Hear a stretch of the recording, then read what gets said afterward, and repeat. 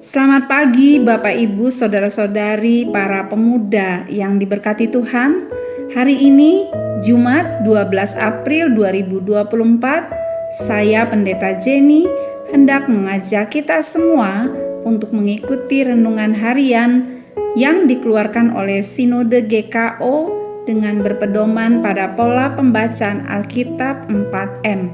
Menerima, merenungkan, melakukan, dan membagikan firman Tuhan.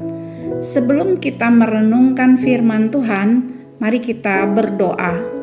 Bapa di surga, kami bersyukur karena Engkau telah memberikan kami kesempatan untuk memasuki hari yang baru dan menikmati kasih-Mu yang selalu baru setiap pagi.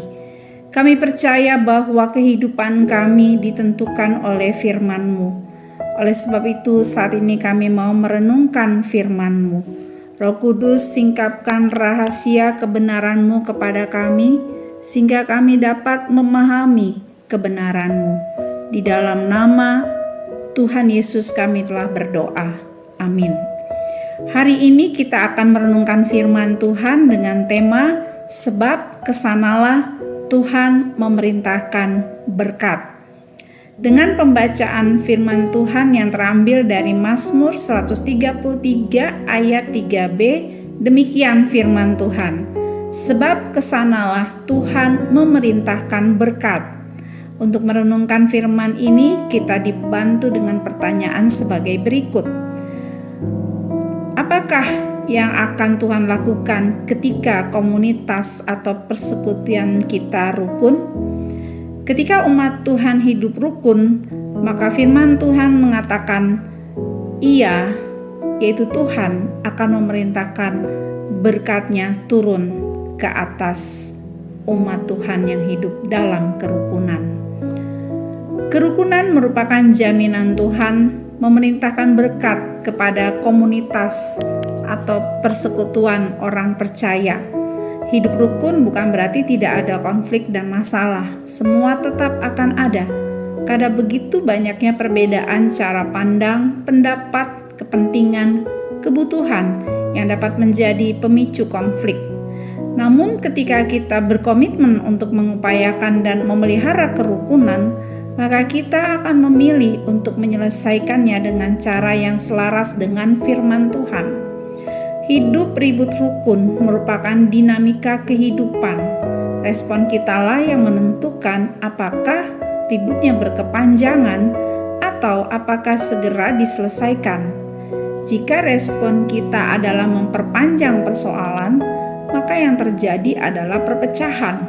Dan kita mesti tahu bahwa perpecahan adalah penghambat berkat. Tetapi kalau respon kita adalah sabar dan mengupayakan solusi atas persoalan yang ada, maka kerukunan dapat tetap terjaga. Hidup rukun adalah tanggung jawab kita. Kita mesti bekerja sama supaya hidup rukun itu bisa tetap terpelihara. Yang menjadi perhatian bagi kita dengan serius adalah bahwa Tuhan memerintahkan berkat.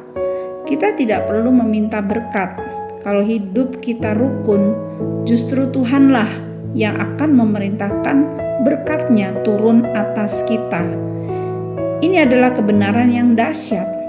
Ketika Tuhan sudah memerintahkan berkat, maka tidak ada yang sanggup menahan dan membatalkannya. Sebab perintah Tuhan itu sifatnya seperti salju yang mencair dan mengaliri bebatuan dan tanah yang tandus. Suatu sifat yang pasti dialirkan. Wahyu 3 ayat 7 berkata, apabila Ia membuka, tidak ada yang dapat menutup. Apabila Ia menutup, tidak ada yang dapat membuka. Ketika Tuhan Yesus memerintahkan sesuatu terjadi, maka hal itu pasti terjadi. Contohnya, pada saat Tuhan Yesus menyembuhkan hamba seorang perwira di Kapernaum, Ia menawarkan untuk pergi ke rumah perwira itu untuk melakukan penyembuhan. Tetapi perwira itu keberatan dan menyarankan agar Yesus memberi perintah penyembuhan dari tempat di mana ia berada. Bagi perwira itu, perintah Yesus saja sudah cukup. Yesus terkesan dengan iman perwira tersebut. Yesus setuju dengan iman yang ditunjukkan oleh perwira tersebut dan mengabulkan permintaannya.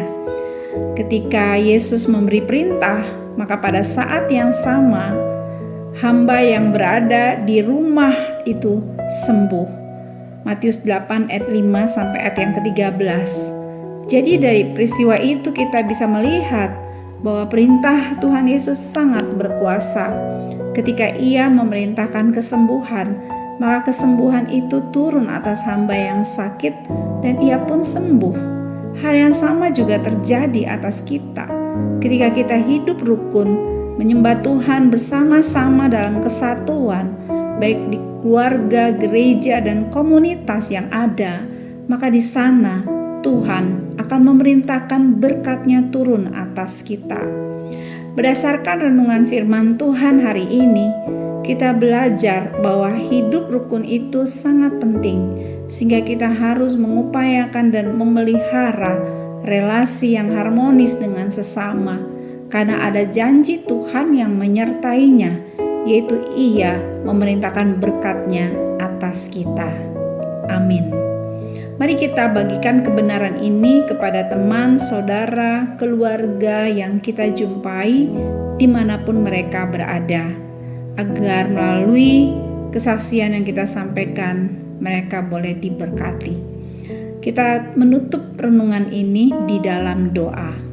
Bapa di surga, kami memuji-Mu sebab Engkau baik, penuh rahmat dan berlimpah kasih karunia. Terima kasih untuk firman-Mu yang meneguhkan dan membangun iman kami.